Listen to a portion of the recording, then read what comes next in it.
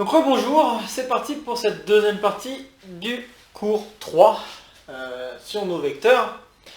Donc j'ai arrêté la première partie de la vidéo sur ce point important qui était de déterminer la longueur d'un vecteur, donc la norme d'un vecteur, à l'aide de coordonnées dans un repère orthonormé. Et il se trouve que ces formules sont assez gentilles. Okay. Donc calculer la norme d'un vecteur, connaissant ses coordonnées, finalement c'est pas si méchant que ça.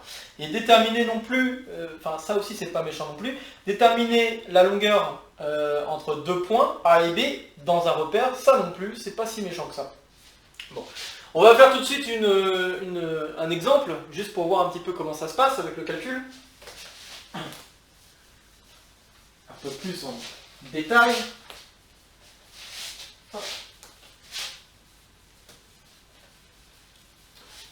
Et puis utiliser cette première formule de produit scalaire. Et puis après, je vais vous montrer d'autres formules de ce produit scalaire qui vont nous faciliter la vie.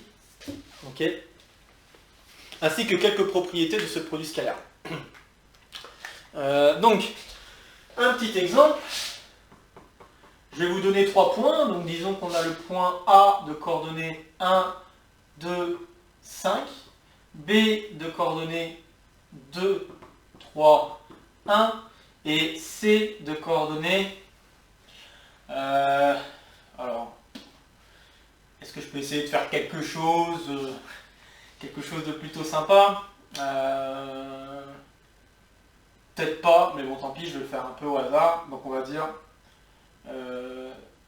tant pis, donc 0, 1 et 4. Tant pis, je fais un truc au hasard. Donc je vous donne 3 points là dans l'espace, dans R3. Donnés dans le repère orthonormé direct usuel O, I, J, K, ou E1, E2, E3, c'est comme vous voulez. Bon, et puis je vous demande, est-ce que ce triangle est rectangle? Est-ce que le triangle, est-ce que A, B, C est un triangle rectangle? Ok? Donc si je veux essayer de vérifier ça, je peux chercher à calculer le produit scalaire entre différents vecteurs. Donc notamment, est-ce qu'il va être rectangle en A? Pour savoir si c'est rectangle en A, ce que je vais faire, c'est que je vais prendre le vecteur AB.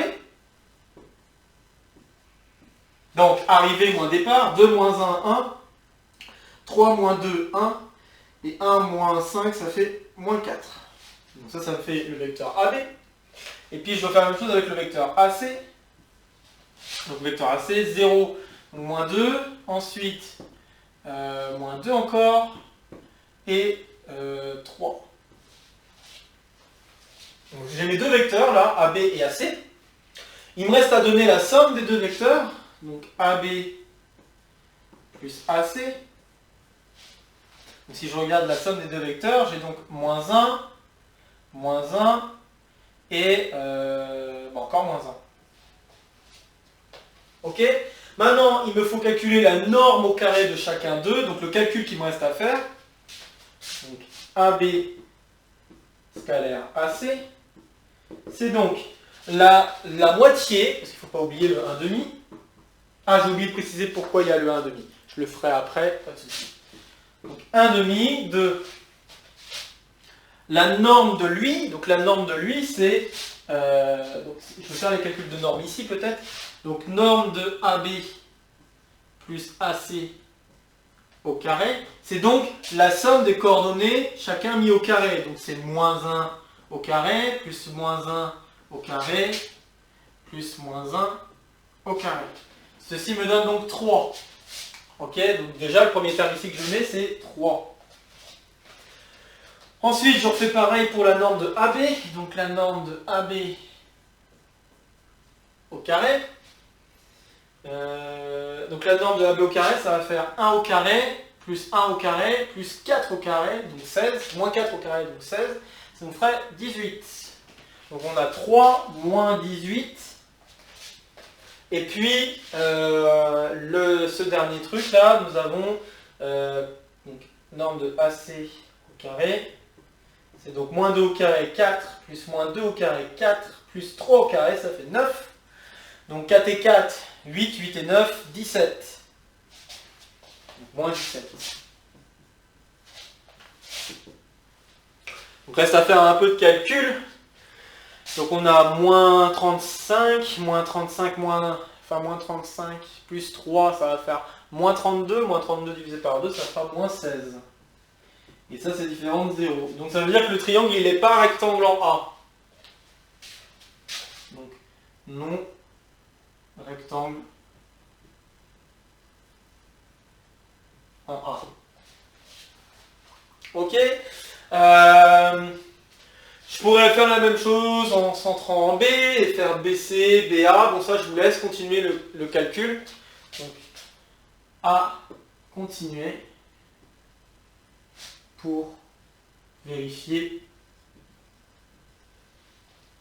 en B et en C. Ok, donc je vous laisse le soin d'essayer de faire le calcul pour essayer de vérifier si le triangle il est rectangle ou pas. Et pour refaire le calcul, qu'est-ce qu'il reste à faire? Il faut refaire les mêmes calculs, sauf que cette fois-ci, vous regardez les vecteurs BA, BC, la somme des deux, etc. etc. De toute façon, on va voir très très vite qu'il y a une autre façon de faire le calcul de ce produit scalaire. Parce que bon là, ça reste quand même assez long. D'accord? Alors on va voir tout de suite qu'il y a une autre façon de s'y prendre, bien plus simple que ce qu'on fait ici. Mais au moins, vous voyez un exemple d'application, de calcul. Donc voilà, au moins, on ne se perd pas trop. Enfin, j'espère. J'espère que ça vous permet de voir un petit peu plus comment les choses s'appliquent. Alors, il y a une propriété, une première propriété qui pourrait être assez dingue. C'est qu'en fait, le produit scalaire peut se calculer de manière beaucoup plus simple à partir des coordonnées des deux vecteurs que nous avons. Propriété. On est toujours avec notre paire orthonormée. On a U de coordonnées x1, xn dans ce repère, V de coordonnées y1 jusqu'à yn, lui aussi dans ce repère. Alors, et là ça va vous surprendre, U scalaire V, c'est égal à x1 fois y1 plus x2 fois y2 plus xn fois yn. Je ne sais pas si c'est si surprenant que ça, pour ceux qui n'ont jamais vu ce truc-là, mais c'est assez surprenant de se dire, une si méchante formule avec des normes peut se simplifier aussi facilement, puisque là, x1, y1, ça veut dire que vous faites le premier fois le premier, vous additionnez ensuite le deuxième coordonnée avec la deuxième coordonnée, la troisième coordonnée avec la troisième, et ainsi de suite, jusqu'à la énième avec la énième. Alors c'est pas si surprenant que ça quand on se rend compte du pourquoi il y a le 1/2. Alors pourquoi il y a le 1/2? Donc justement comme je vous avais dit, je vous avais dit il y a 2 secondes, je vais vous expliquer pourquoi il y a ce 1/2 dans la formule. En fait on veut que la formule du produit scalaire se comporte comme ce qui se passerait dans les réels. C'est-à-dire que dans les réels, alors je vais faire un petit aparté.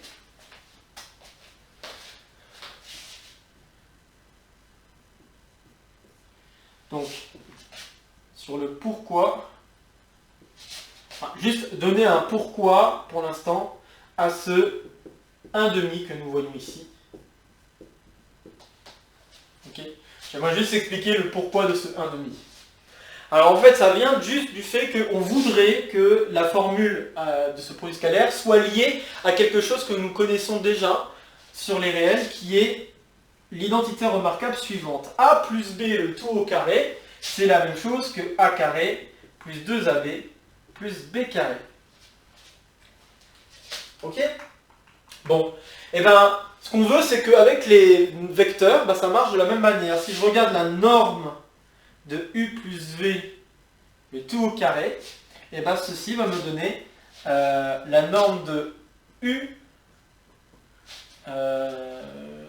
au carré, plus la norme, plus 2 fois le produit scalaire de U avec V, plus la norme de V au carré. Vous voyez, donc on veut vraiment que ça se passe de la même manière. Donc pour que ça se passe de la même manière, vous voyez qu'il va falloir faire sortir ce 1/2. Donc le 1/2 vient essentiellement du 2 dans cette identité remarquable. Ok. Bon. Alors je viens de me rendre compte que je vous ai donné cette formule peut-être un peu tôt parce que je voulais vous montrer aussi 2-3 types de calculs de produits scalaires qui se passent très bien. Mais c'est pas grave, je vais d'abord donc vous démontrer cette formule. Après je vais vous montrer qu'il y a quand même des calculs plus simples que juste passer par là. Et puis ensuite je vais vous montrer le lien du produit scalaire avec l'angle. Parce que ce qui est dingue encore, c'est que ce produit scalaire nous permet aussi de déterminer l'angle formé par les deux vecteurs. L'angle au sens trigonométrique, cercle trigonométrique que nous avons vu et que nous avons terminé de voir aujourd'hui. Donc sur la première partie de vidéo. Ok, donc je vais vous faire la preuve, mais dans le plan. Je vais me permettre juste de faire moins de termes, mais ça va bien se passer. Donc dans R2. Mais bien sûr, ça se généralise. Bon, alors si je dois calculer le produit scalaire de U avec V, on sait qu'on doit faire 1/2 de la norme de U plus V au carré, moins la norme de U au carré, moins la norme de V au carré. Ça on sait, on applique. Ça c'est juste la formule de base. Bon. Alors du coup j'ai 1/2 de... Bon bah si j'ai U de coordonnées x1, x2... Oh là. Il faudrait que je le fasse peut-être un par. Je vais mettre ça peut-être. Donc si je fais U de coordonnées x1, x2, V de coordonnées y1, y2, alors U plus V a pour coordonnées x1 plus y1 et x2 plus y2. Ok? Donc, si je veux maintenant les normes, la norme de U plus V au carré, c'est en fait x1 plus y1 au carré plus x2 plus y2 au carré. Si je veux la norme de U et de V, ça va être assez simple aussi. Donc maintenant, je vais remplacer. J'ai donc x1 plus y1 au carré plus x2 plus y2 au carré moins x1 carré plus x2 pardon carré plus x2 carré moins y1 carré plus y2 carré. D'accord? Donc ce que j'ai écrit là, c'est la norme de U au carré. Ce que j'ai écrit là, c'est la norme de V au carré. Bon, et puis vous voyez, maintenant je vais développer. Donc si je développe chacune des parenthèses, je me retrouve avec x1 carré plus 2x1 y1 plus y1 carré plus x2 carré plus 2x2 y2 plus y2 carré et puis moins ce qu'on sait.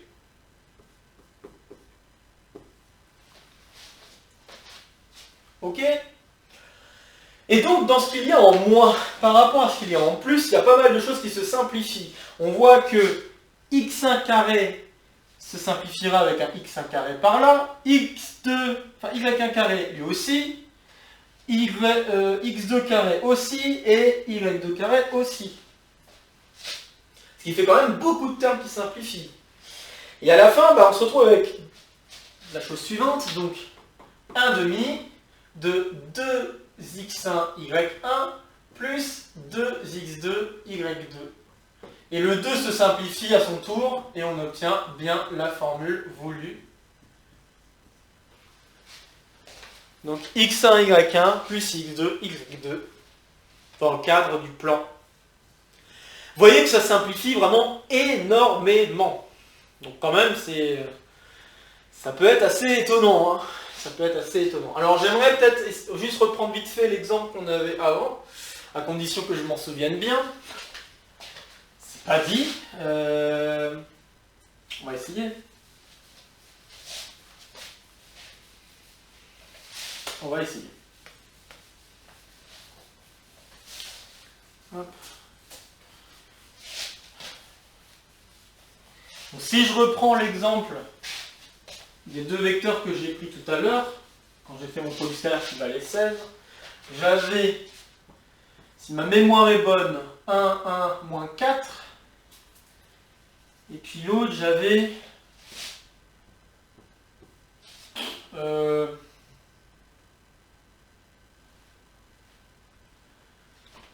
c'est à condition que je ne me plante pas là. Je crois que j'ai 2, peut-être 3. Ah non, j'avais -2. Je crois que c'est peut-être ça plutôt. Ouais, c'est ça. J'avais ça. Donc mes deux vecteurs, c'était ça. Donc là, c'était AB et là, c'était AC. Si maintenant je calcule le produit scalaire par rapport à ce que je vous ai donné comme formule, j'ai donc 1 fois -2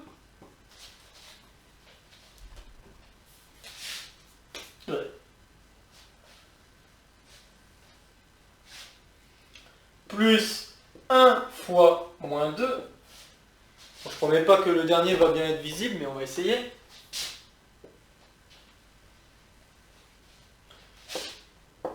Plus -4 fois 3.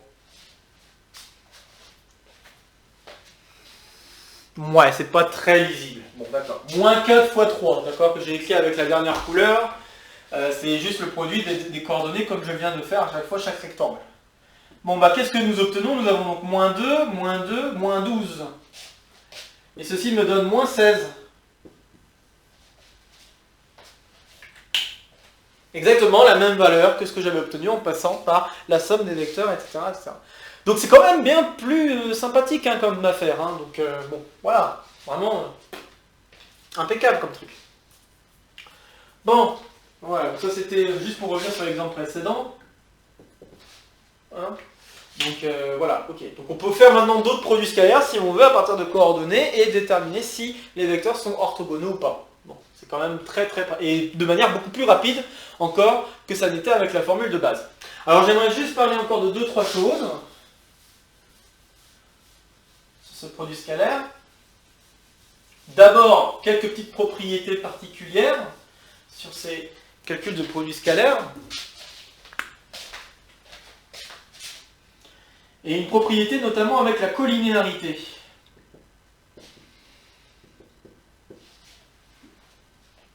Donc propriété sur la collinéarité.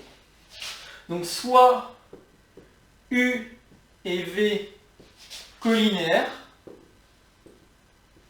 Je vous rappelle que collinaire, ça veut dire que les deux vecteurs ont la même direction. Ça veut dire aussi que l'un des vecteurs peut s'écrire comme multiple de l'autre, ou l'autre peut s'écrire comme multiple de l'un, suivant ce qu'on peut en comprendre.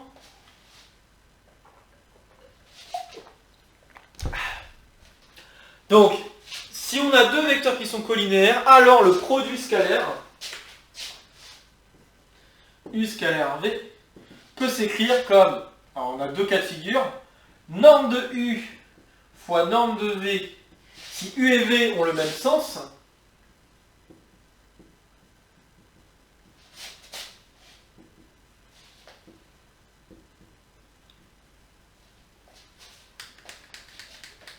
et sinon moins U, V, s'ils n'ont pas le même sens. Ok?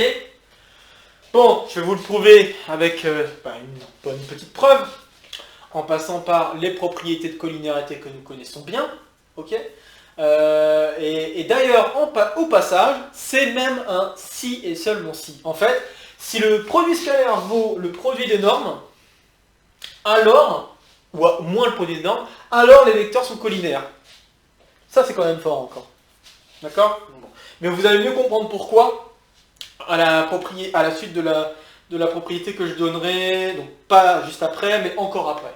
Okay, donc là, il y a une propriété, il y en a une seconde que j'aimerais donner sur les calculs qu'on peut faire avec les vecteurs.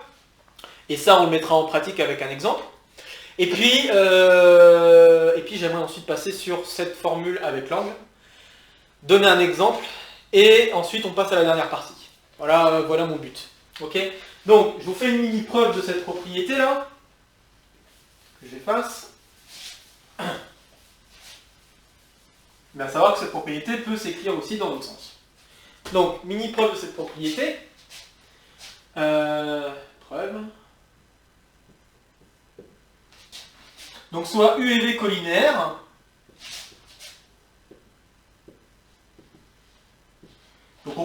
supposer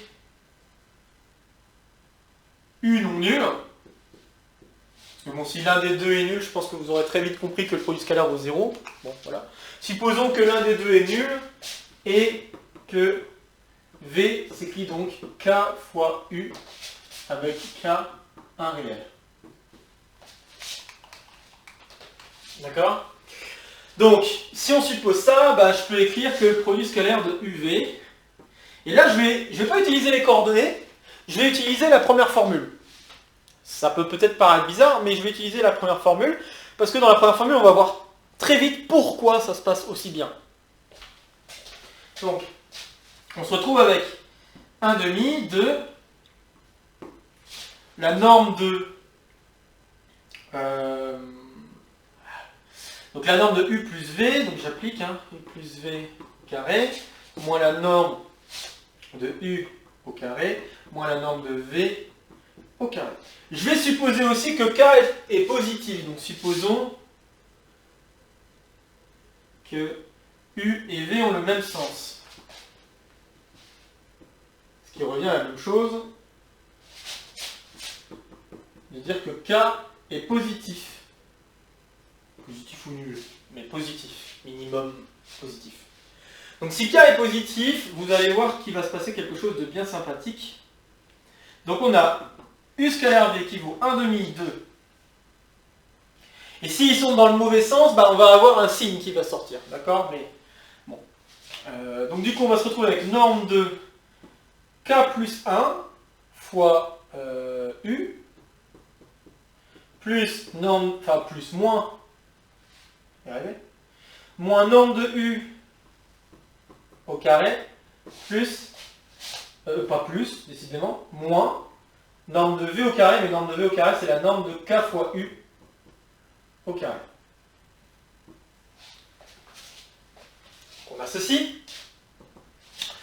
Et ce qu'on peut remarquer, comme je vous ai dit, ça ce sont des nombres. Les nombres, on peut les faire sortir à condition que ces nombres-là soient positifs. Comme K est positif, ça va être assez clairement positif. Et puis, lui aussi, ça va être clairement positif. Bon, après, on les met au carré, donc c'est pas forcément gênant pour l'instant, mais... Donc on va se rendre compte qu'on a donc 1/2 de K plus 1 au carré, norme de U au carré, moins norme de U au carré, moins K carré fois la norme de U au carré. Et voyez par vous-même que la norme de U au carré se met en facteur. Donc j'ai 1/2 de la norme de U au carré, et puis K plus 1 au carré, je développe, ça fait K carré plus 2K plus 1, moins 1, moins K carré. Et là, je vois qu'il y a des termes qui se simplifient. En effet, j'ai le K carré avec le K carré qui s'en va, et j'ai le 1 avec le 1 qui s'en va. Ce qui me reste, c'est donc 2 fois K.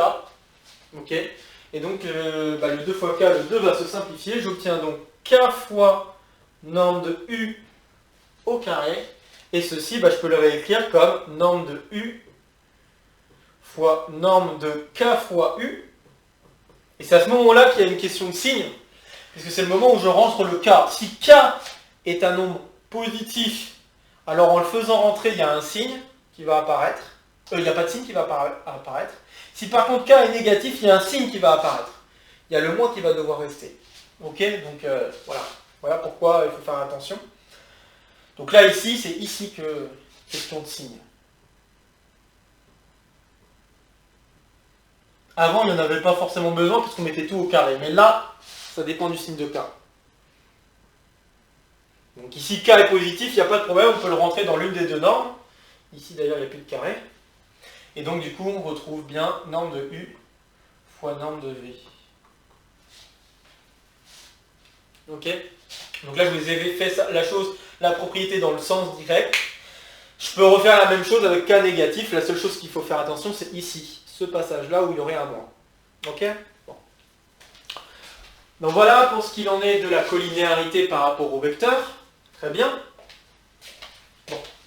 Alors maintenant, je vais vous mettre en avant quelques propriétés calculatoires du produit scalaire qui sont bien utiles, en plus de cette question de collinéarité.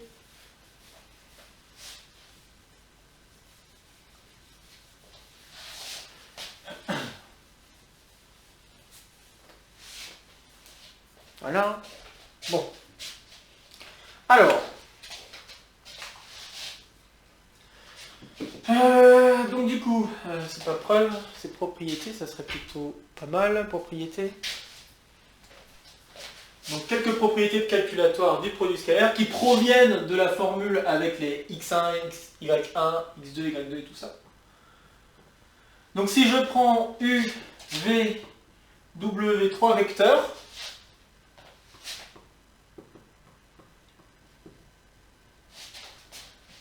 et puis si je prends, disons, alpha, un nombre réel, bon bah les propriétés sont les suivantes. Et ça je ne vais pas les prouver, je vous laisse les vérifier si vous voulez. Donc, u plus v scalaire w, c'est égal à u scalaire w plus v scalaire w. C'est-à-dire que le produit scalaire est distributif à gauche et à droite. C'est-à-dire que si je fais u scalaire v plus w, je vais pouvoir faire le même genre d'opération. Donc ça va faire u scalaire v plus u scalaire w. D'accord? Donc ça se passe exactement comme ça se passait. Recapte-moi, voilà. Ça se passe exactement de la même manière que ce qu'il se passait avec les nombres. D'accord? Donc le produit scalaire se comporte plutôt bien avec les vecteurs. Donc très bien, avec la somme des vecteurs, mais aussi avec la multiplication par un nombre. Si je fais alpha v scalaire u, et ben c'est la même chose que alpha fois v scalaire u. Ok? Et pareil si le alpha était de l'autre côté, donc v scalaire alpha u. Ok, donc vraiment, ça se passe plutôt très bien avec les opérations. La dernière chose aussi que j'ai pas dit, c'est que u scalaire v, et là on s'en rend davantage compte, bon on aurait pu s'en rendre compte avant avec la première formule, mais on s'en rend compte encore plus quand on voit la formule avec x1, y1 et tout ça. C'est la même chose que v scalaire u. C'est important quand même de vérifier ça, parce qu'il n'y a pas n'importe quelle opération qui vérifie ce genre de choses sur les vecteurs. Là, en effet, on a une commutativité, donc on peut échanger les deux vecteurs avec lesquels on fait le calcul dans nos produits scalaires. Ok? Donc voilà, il y a pas mal de petites propriétés sympas là-dessus. Donc c'est vrai que voilà, ça, c'est des trucs qu'on utilise très souvent dans la géométrie, en tout cas dans le produit, quand on utilise le produit scalaire. Donc vraiment, je pense que c'est très important de bien comprendre ces opérations. Et nous allons les utiliser là dans quelques instants avec un exemple.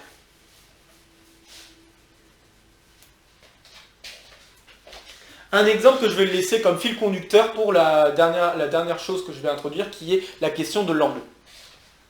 Donc, hop, je vais essayer de le faire dans un minimum de place.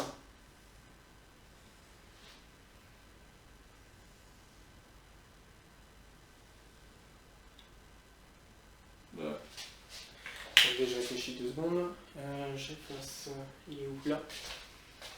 Hop. On va faire un truc dans le plan, hein. On va pas s'embêter trop dans l'espace pour l'instant.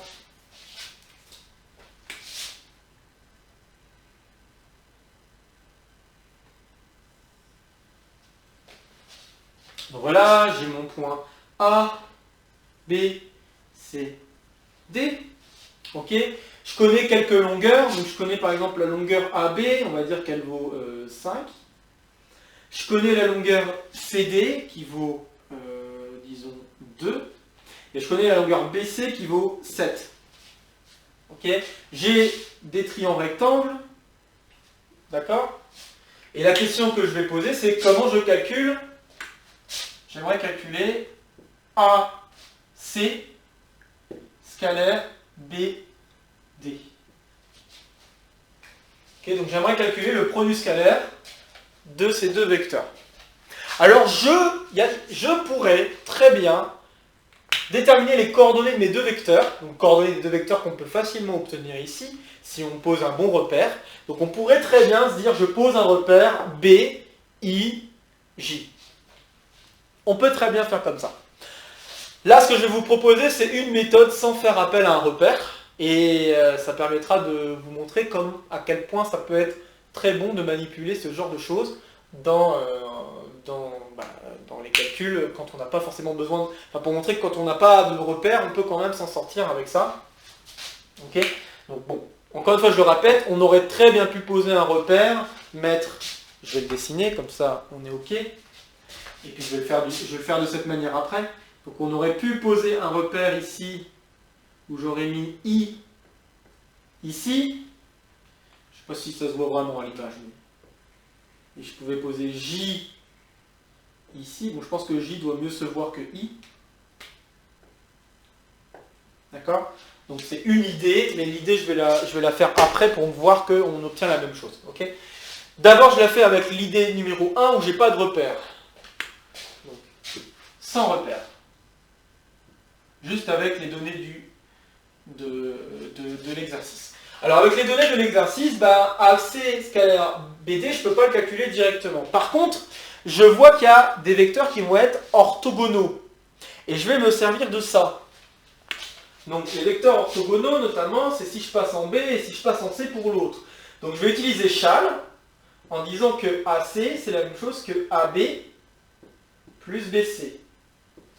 Et puis BD, c'est la même chose que BC plus CD. Bon, du coup, le produit scalaire que j'ai à calculer du début, donc AC scalaire BD, peut s'écrire AB plus BC scalaire BC plus CD. Je développe. J'ai donc AB scalaire BC plus AB scalaire CD. Comme je le ferai avec des nombres, BC scalaire BC plus CD, BC scalaire CD.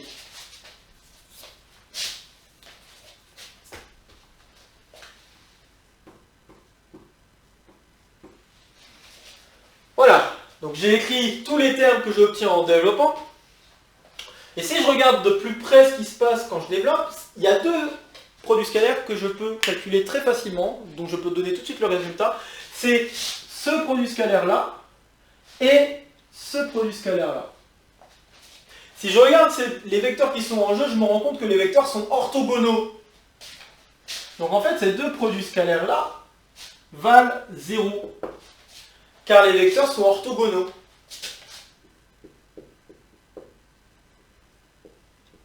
Nous avons un angle droit, si vous voulez. Ok, donc AB par rapport à BC, on a un angle droit, et CD par rapport à BC, on a aussi un angle droit. Donc ces vecteurs sont orthogonaux. D'accord? Et puis, si je regarde les deux autres, je me rends compte qu'il y a collinéarité. BC scalaire BC, bon là c'est assez clair que c'est collinéaire, puisqu'il s'agit du même vecteur. Donc, BC scalaire BC va nous donner la norme de BC au carré, donc c'est-à-dire la longueur de BC au carré. Et puis AB scalaire CD, alors il faut juste regarder, est-ce qu'ils sont dans le même sens? Donc si je regarde mon dessin, je me rends compte qu'ils ne sont pas dans le même sens. J'ai AB qui va de haut en bas, et j'ai CD qui va de bas en haut. Mais ils ont aussi la même direction, parce que là on a deux droites qui sont perpendiculaires à une même droite, donc c'est une des premières propriétés de géométrie. On n'en a pas parlé, mais je pense que ça devrait être assez clair dans votre esprit. Si j'ai deux droites qui sont perpendiculaires à une même droite, alors ces deux droites sont parallèles. Autrement dit, les deux vecteurs qui sont ici ont la même direction, donc sont collinaires. Mais là, ici, ils sont collinaires avec un sens contraire. Donc, il va y avoir un moins. Conclusion, le produit scalaire qui se trouve ici, là, vaut AB, enfin moins AB fois CD. D'accord? AB fois CD, ça c'est les formules que là c'est les formules de ce que j'ai donné comme propriété juste avant qui ressortent. Hein, d'accord? Donc on a ça et on remplace par les valeurs pour conclure. Donc du coup je vais obtenir moins 10, puisque 5 fois 2, plus 49. Ce qui me donne 39. Donc le produit scalaire de AC avec BD, ça vaut 39. Très bien. Donc ça, c'est sans repère. Avec repère à présent. Vous allez voir que ça va être un peu plus rapide, mais ce que je tenais à vous montrer, c'est qu'il n'y a pas forcément besoin d'un repère pour s'en sortir. Si je pose le repère comme je viens de le poser, avec I de longueur 1, J de longueur 1, bon, bah, ce que je vais avoir, c'est que dans mon repère, le vecteur BD va avoir pour coordonnées, j'avance de 7, je monte de 2, donc j'ai 7, 2, et le vecteur AC, je descends de 5 et j'avance de 7, donc j'ai moins 5, 7. Je suis juste en train de me demander si je n'ai pas planté quelque chose sur le sens.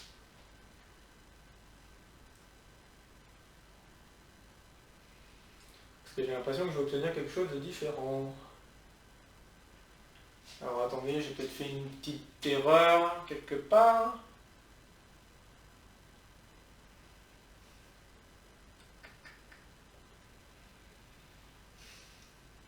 Je descends de 5, j'avance de 7. Ah oui, d'accord, c'est bon, j'ai compris. C'est ma faute ici. Je descends de 5, donc c'est J. Et j'avance de 7. Ma faute. Donc du coup, le produit scalaire, BD scalaire AC, ça vaut 7 fois 7, plus 2 fois moins 5. Et encore une fois, on va trouver 39. D'accord? Donc ça donne vraiment cette impression que c'est plus rapide, mais dans le fond, si vous regardez bien le calcul que vous avez fait ici, ça revient exactement à ce qui est fait là-bas. C'est la même chose, en fait. C'est la même chose. C'est juste que la différence, vous le faites avec un repère que vous avez posé au préalable. Ok? Bon voilà. Alors maintenant, la question qu'on pourrait se poser, quand on a un truc qui est pas nul, on pourrait se poser la question, mais quel est donc l'angle que nous avons entre AC et BD? Donc par exemple, quel est l'angle formé ici? Bon, bah on va y répondre là dans quelques instants à l'aide de la formule qui va suivre.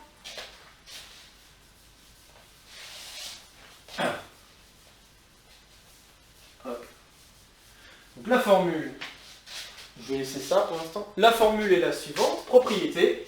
C'est la dernière formule que nous allons voir du produit scalaire.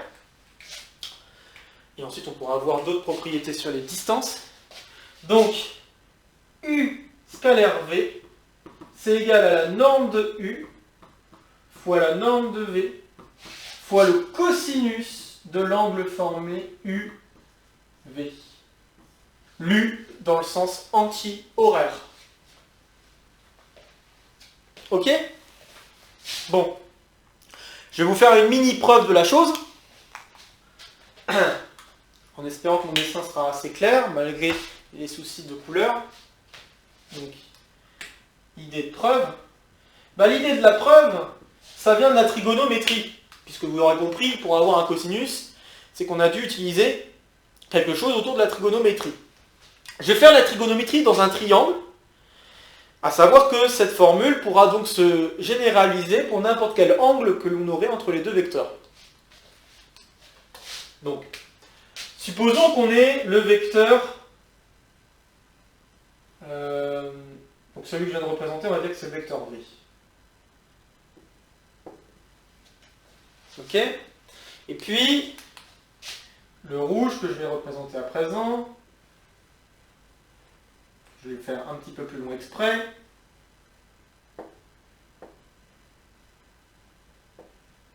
Ça, c'est mon vecteur U. Je le repasse en espérant que ça sera un peu plus lisible. J'ai l'impression. Donc voilà, on a nos deux vecteurs et on connaît l'angle qui est ici. On va l'appeler θ. Ok? Bon.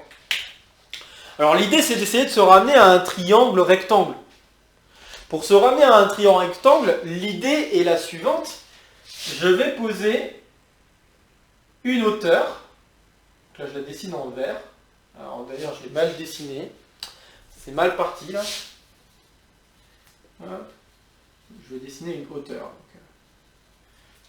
si je dessine pas une hauteur, ça va pas le faire. Donc,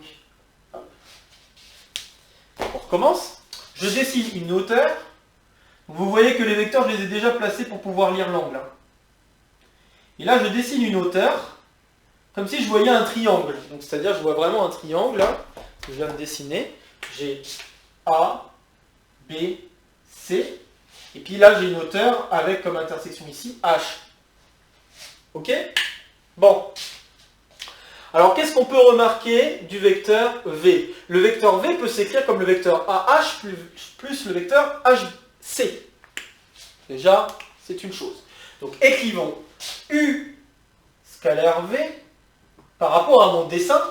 Ça revient à faire U scalaire AH plus HC. Ok, donc ça veut dire que AC est un représentant de mon vecteur V. Mais par rapport à ce que je viens de dessiner, HC, il est orthogonal à U. Donc si je développe, j'ai U scalaire AH, oh purée, j'ai U scalaire AH plus U scalaire HC, et par orthogonalité,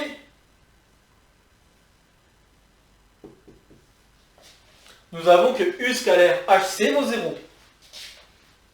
Du coup, on est ramené qu'à AH scalaire U, mais AH est collinaire à U, et dans le même sens par rapport à mon dessin. Donc,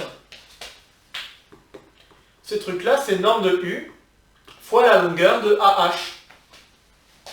Maintenant, la question qu'il faut se poser, c'est que vaut la longueur AH? Ben, la longueur AH, on voit que c'est le côté adjacent dans notre triangle AHC. C'est le côté adjacent à l'angle θ.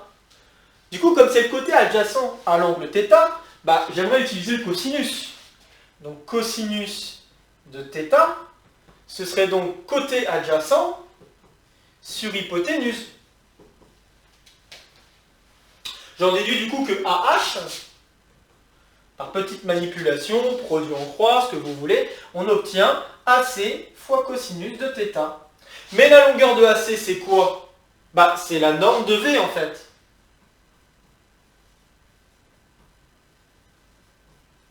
Et c'est là où on voit que tout est lié. Donc voilà, en effet, conclusion, mon produit scalaire vaut bien ce que j'ai énoncé au début. U fois V fois cosinus de l'angle formé par UV que j'avais appelé θ dans cette affaire. Donc là, je vous ai fait la preuve dans le cadre où θ est un angle entre 0 et 90 degrés. Encore une fois, ça se généralisera. Bon. Voilà. Vous voyez que, oui, en effet, le produit scalaire permet de caractériser l'angle, et donc vous comprenez bien que, en fait, ce que je vous ai dit avec la collinéarité, c'est un si et seulement si. Donc, si le produit scalaire vaut bien U fois V, ou moins U fois V, en termes de normes, alors, les deux vecteurs sont collinaires. Donc, c'est quand même, voilà. Maintenant, on va continuer notre affaire pour vous montrer à quel point c'est fort ce truc-là. On va continuer notre affaire pour déterminer l'angle. Donc je ne sais pas si ça va se voir, mais disons ici l'angle que j'ai ici. J'aimerais essayer de déterminer l'angle que nous avons, si je pose F, ce point, j'aimerais essayer de déterminer l'angle CFD.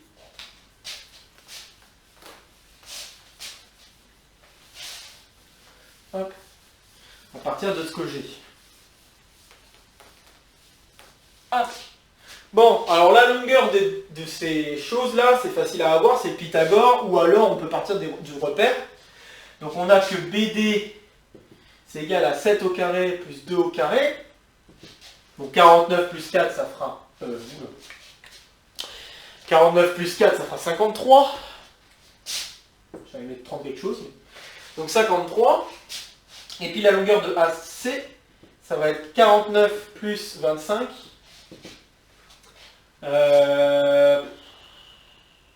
74. Ok, donc on a ces deux longueurs. Maintenant, on sait que le produit scalaire de BD avec AC, bon après je pourrais faire AC avec BD, ça change absolument rien, vous savez que ça commute. AC scalaire BD. Alors oui, d'ailleurs, vous pouvez vous poser la question, par rapport à l'angle que j'ai donné, pourquoi ça commute? Bah, la réponse est simple, c'est parce que quand vous faites le cosinus d'un angle dans le sens anti-horaire, ça donne la même chose que le cosinus du même angle dans le sens horaire. Ok, j'essaie de faire quelque chose avec ma main pour montrer que si je fais un angle dans un sens, j'obtiens le cosinus du même angle dans l'autre sens. enfin de l'angle opposé en fait, dans le même sens. Donc ça vient de cette raison-là. Donc autrement dit, si je regarde le cosinus de l'angle UV, ça donne la même chose que le cosinus de l'angle VU.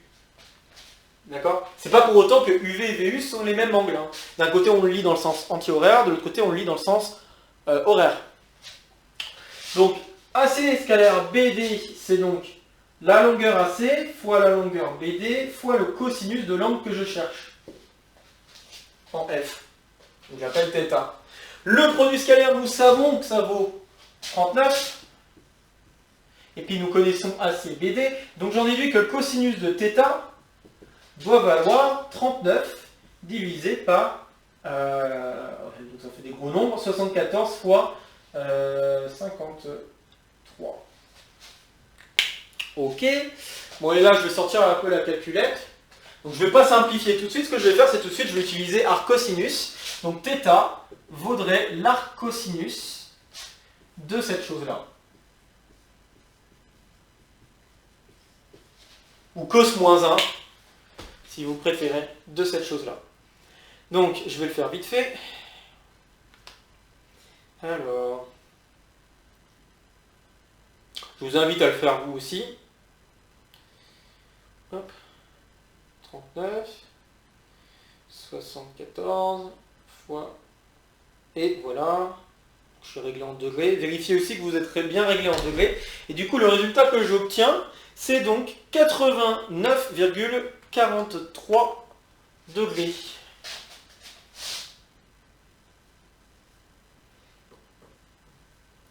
Autrement dit, ce quotient est quand même assez proche de 0. Donc du coup, ça veut dire que le cosinus de mon angle là vaut presque 0 en fait. Donc a priori, c'est ça que ça veut dire.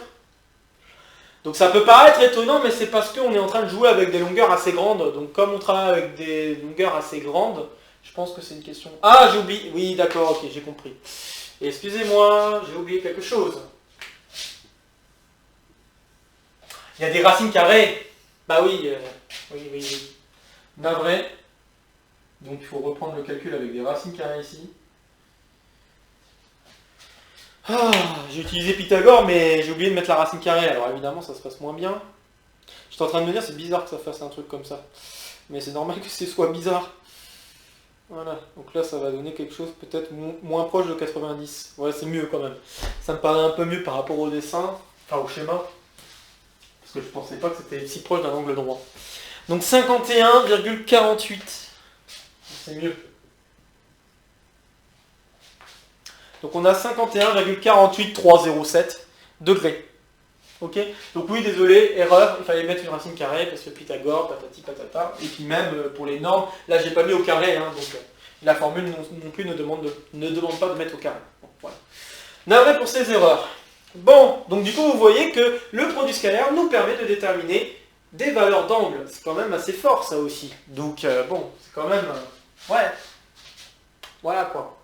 Voilà. Moi je trouve que c'est très fort. Ok.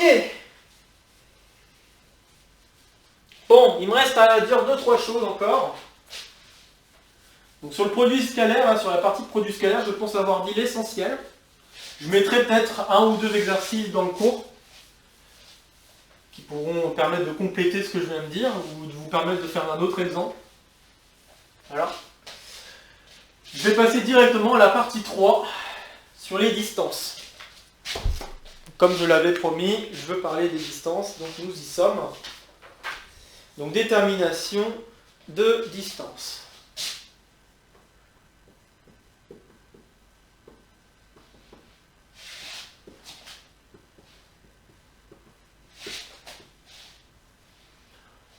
Et application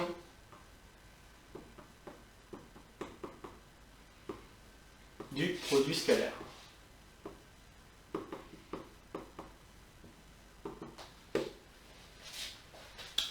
Ok, donc cette partie-là, va pas forcément y avoir autant de choses que ce que j'aurais peut-être prévu de faire, mais c'est pas très grave. Je vais vous donner ce qui me paraît vraiment essentiel. Donc les choses essentielles qui montrent aussi la puissance du produit scalaire, il y a 2 formules que je vais vous mettre déjà en avant par rapport au produit scalaire.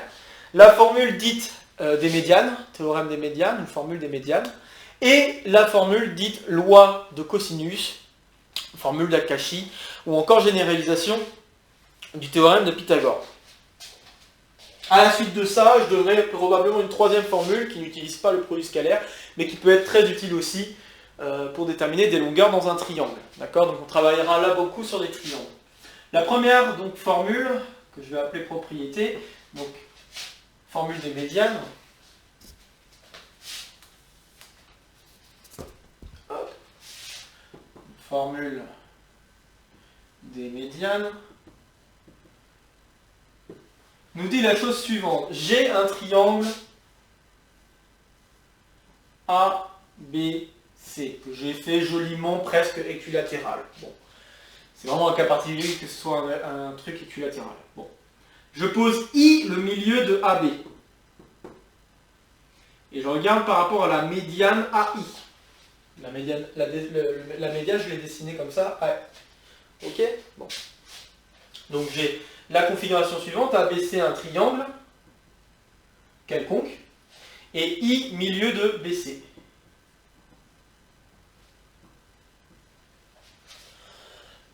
Du segment BC.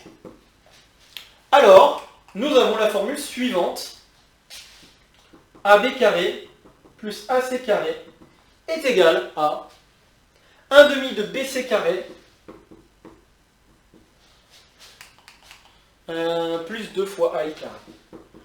Je relis parce que bon, je ne la connais pas à 100%, mais pour la retrouver, il n'y a aucun problème. Donc bon, je ne vais pas avoir trop de problèmes. C'est un truc qui va aller tout seul. Donc voilà, donc du coup, voilà la formule des médianes. Ok. Et je vais vous la prouver là tout de suite. Donc vous voyez que ça fait un peu penser à Pythagore ou des choses comme ça, puisque bon, on joue encore avec des carrés. Mais là, ici, on travaille avec un triangle vraiment quelconque. Donc, je vais vous faire la preuve avec ce triangle quelconque. Hop. Et je vais laisser le dessin du triangle parce que c'est ce qui va me permettre d'avancer. Ok. Donc on va partir du point de départ AB au carré plus AC au carré.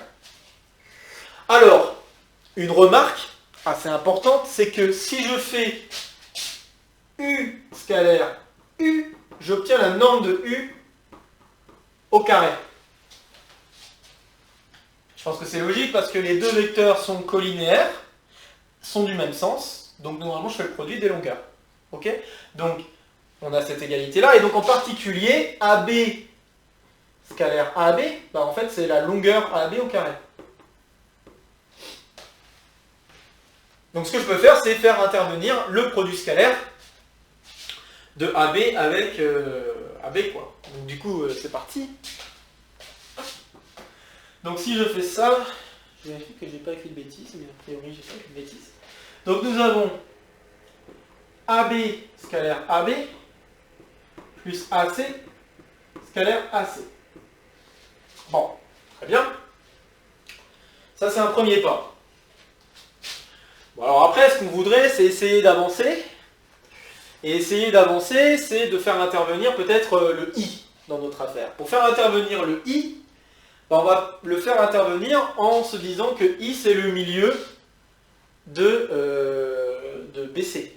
D'accord? Donc du coup, je peux écrire AB, enfin AB. Je vais tout décortiquer et voir ce qui se passe. Donc ce que je vais faire, c'est que je vais appliquer châle à tous les coins en mettant un I. Donc je vais avoir AI. Alors je vais d'abord m'occuper de AB, je vais peut-être faire ça pour que ce soit plus clair. Je vais m'occuper de AB scalaire AB d'abord, et pour AC, il va se passer la même chose. Donc AB scalaire AB, ça fait AI scalaire, enfin, plus IB scalaire AI plus IB. Alors je suis en train de me demander si j'ai besoin de le faire pour l'autre, mais je pense que oui. Donc j'ai ça, et du coup je vais avoir AI scalaire AI plus AI scalaire IB plus IB scalaire AI plus IB scalaire IB. Ok? Bon. dans ce calcul-là, on voit apparaître AI scalaire AI, qui est donc notre AI au carré. Ça, c'est bien. Bon. Dans cette formule-là, on voit apparaître 2 fois AI scalaire IB. Ok? Et puis dans la dernière, on a IB plus IB. Scalaire IB. Je suis en train de me demander si j'ai pas fait une petite erreur de calcul. C'est possible que j'ai fait une petite erreur de formule. Hein. Donc, on va voir. Hein, mais... Donc ici, on a IB au carré, en fait. Très bien. De la même manière, AC scalaire AC, je peux l'écrire comme AI au carré, plus 2 fois AI scalaire IC, plus IC au carré.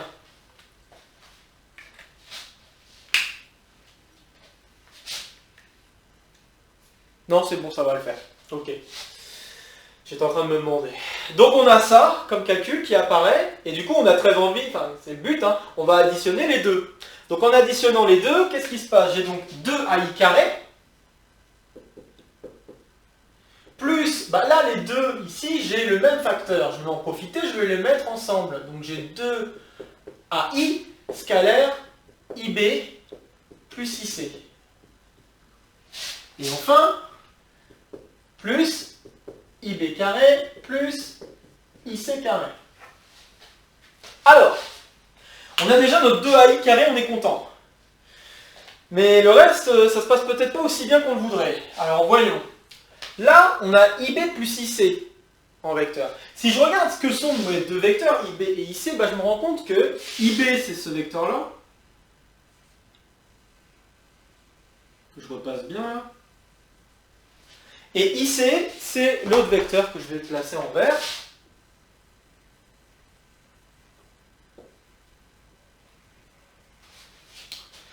Et qu'est-ce qu'on peut dire de ces deux vecteurs? Bah en fait, les deux vecteurs ont la même norme, ont la même direction puisqu'il s'agit de la droite BC. La même norme parce que c'est I et le milieu. Mais par contre, ils ont les sens différents. Donc ça veut dire que la somme des deux vecteurs ici fait 0. Donc IB plus IC en fait fait 0. Le vecteur nul. Et donc vecteur nul scalaire AI, ça fera 0. D'accord? Donc le produit scalaire de 0 avec n'importe quoi, ça fait 0. Ensuite, bah comme je viens de le dire, IB c'est la moitié de BC, tout comme IC est la moitié de BC. Donc en fait, IB et IC valent tous deux la même chose. Et la même chose, c'est-à-dire, ils valent tous deux BC divisé par 2. Bon, bah il n'y a plus qu'à remplacer. Donc je vais effacer un petit peu en haut. Hop, pour pouvoir conclure la chose suivante, que AB carré plus AC carré, c'est donc égal à 2AI carré, plus, donc là, 2 fois BC sur 2 au carré. 2 fois parce que les deux c'est la même longueur, et chacune des deux longueurs c'est BC sur 2 au carré en fait. Donc, voilà. Et si je développe et que je simplifie, je vais me retrouver avec 2AI carré plus 1 demi de BC carré. Puisque là, 2 au carré ça fera 4, donc 2 sur 4 ça fera bien 1 sur 2, donc tout va bien.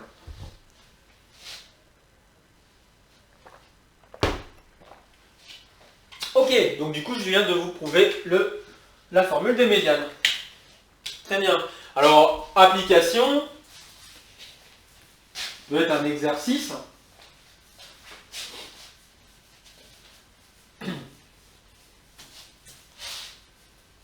Je vous donne un triangle. Et là, je vais le laisser en exercice plutôt qu'en exemple. Donc, je vous donne un triangle ABC. Donc, et I milieu de BC. Ok? Tel que... Pardon. Donc, tel que... On a... AB qui vaut 6. AC qui vaut 8. Ok. Et puis, alors, attendez 2 secondes. Il faut que je fasse un petit calcul. Et puis on va dire que... Ah, non, attends. Oui. AI est égal à 5 cm. Ok? Donc la question c'est déterminer BC. Puis ensuite, que dire du triangle ABC. Voilà, donc je vous laisse cet exercice-là à essayer de faire par vous-même. D'accord? Puisqu'il me reste que quelques minutes, donc bon, je vais devoir un petit peu speeder, mais c'est pas grave. Donc, j'aimerais maintenant parler d'un autre théorème. Donc, hop, je vous le laisse encore un petit peu sous les yeux, vous faites pause, en espérant que ça marche. Voilà, hop.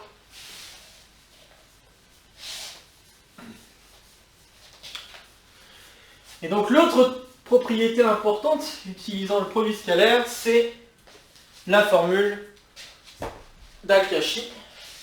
Je vais l'appeler ça un théorème parce que je trouve que c'est très important. Théorème qu'on appelle donc soit loi du cosinus,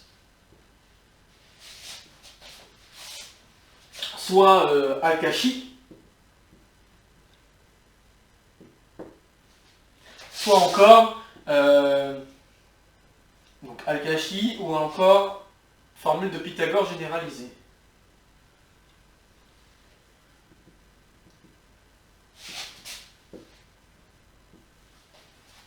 Ok? Donc on peut l'appeler de différentes manières. Bon. Donc qu'est-ce que dit cette formule? Elle dit la chose suivante. Si j'ai un triangle, comme ceci, donc A, B, C, et que je me donne un angle ici alpha, ok, eh bien, nous avons la relation suivante. BC au carré, c'est égal à AB carré, plus AC carré, moins 2 fois AB fois AC fois cosinus de l'angle alpha.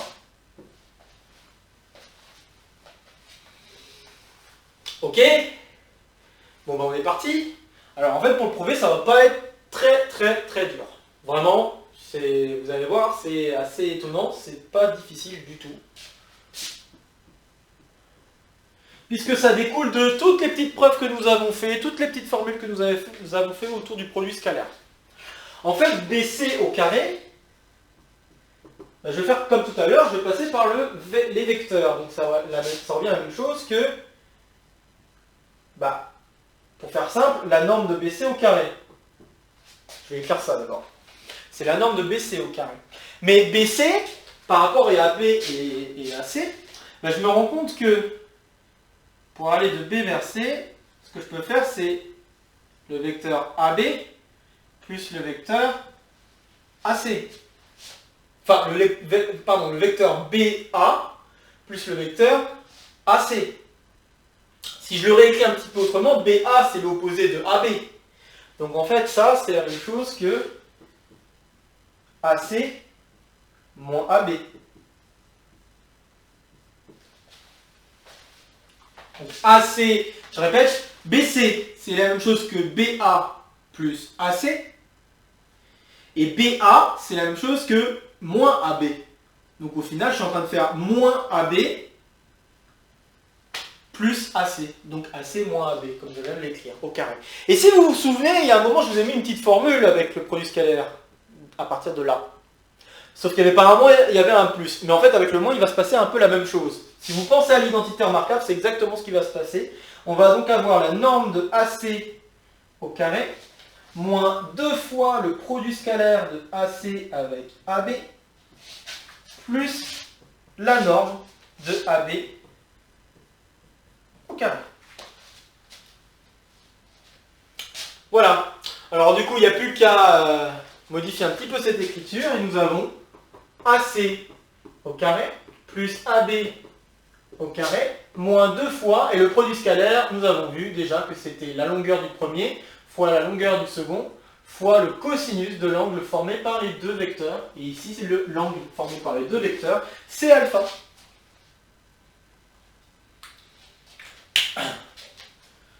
Voilà.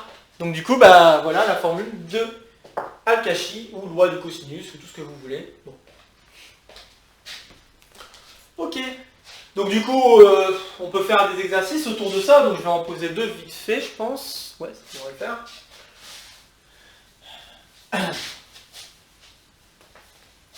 Il y a deux petits exercices rapides que vous pourrez essayer de faire par vous-même.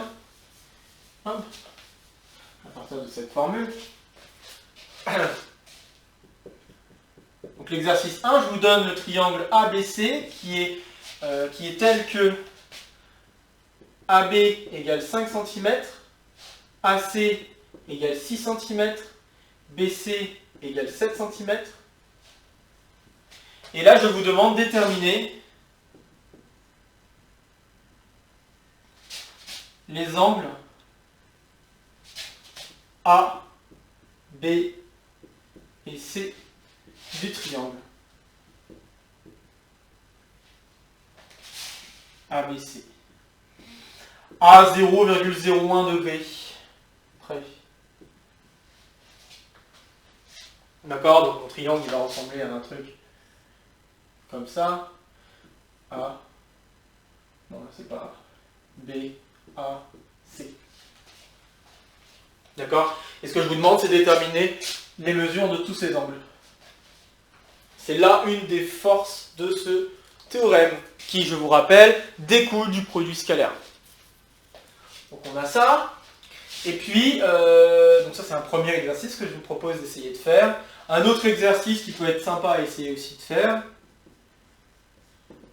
Je vous donne un triangle, encore une fois, ABC, où je vous donne la longueur AB qui vaut 6 cm, BC qui vaut 9 cm, disons, et on connaît l'angle en B. Donc l'angle en B, ça fait, disons, 40 degrés. Ou alors, tiens, pour appliquer une des formules, on va dire 60 degrés. D'accord, comme ça vous essayez d'utiliser le cosinus d'un angle connu. Et donc du coup, je vous demande de déterminer la longueur manquante, donc la longueur AC. Déterminer AC. Que vaut la longueur AC. Voilà quelques petits exercices avec ces formules. Très bien. Bon, je pense que je vais manquer de temps pour parler d'un autre truc entre distance entre un point et une droite. Mais c'est pas grave, je pense qu'on en aura l'occasion d'en reparler plus tard. Notamment quand on parlera d'équation de droite et tout ça. Donc c'est pas grave, ça attendra une autre partie de cours. Je vais juste me permettre, puisque j'ai parlé de loi de cosinus, terminer par la loi du sinus. J'efface, en espérant que vous avez eu la possibilité de reprendre ce que je viens d'écrire pour vous exercer. Et donc la dernière chose dont je veux parler, qui n'a pas vraiment à voir avec le produit scalaire, mais qui est quand même une des formules assez intéressantes. Comme je viens de le dire, je viens de parler de loi de cosinus, j'aimerais bien parler aussi de cette loi-là, une propriété qu'on appelle loi du sinus. Et la loi du sinus nous dit la chose suivante.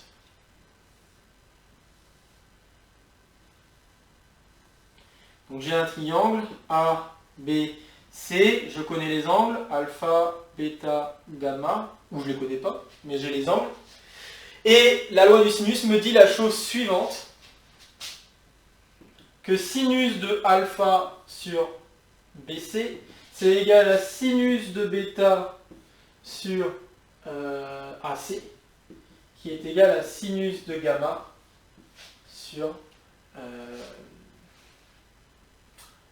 AB.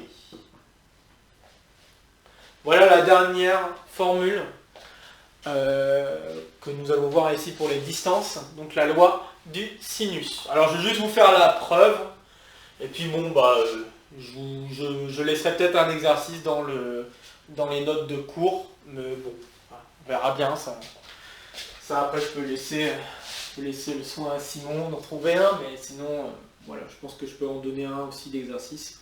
Donc petite preuve rapide. Donc ce que je vais vous prouver, c'est pourquoi on a cette égalité-là, par exemple, Et si je vous prouve qu'on a cette égalité-là, on va pouvoir conclure que tout marche bien. Bon, alors il y a quelque chose que j'avais mis sur les notes de cours, c'était le calcul de l'aire d'un triangle. Donc si je vais essayer d'avoir cette égalité-là, ce que je vais faire, c'est que par rapport à mon triangle, je vais poser une hauteur issue de C. Peut-être qu'il vaut mieux que je la mette d'une autre couleur. Je vais la faire en bleu. Voilà. Donc j'ai une hauteur issue de C, que je vais appeler H, dont la base je vais l'appeler H.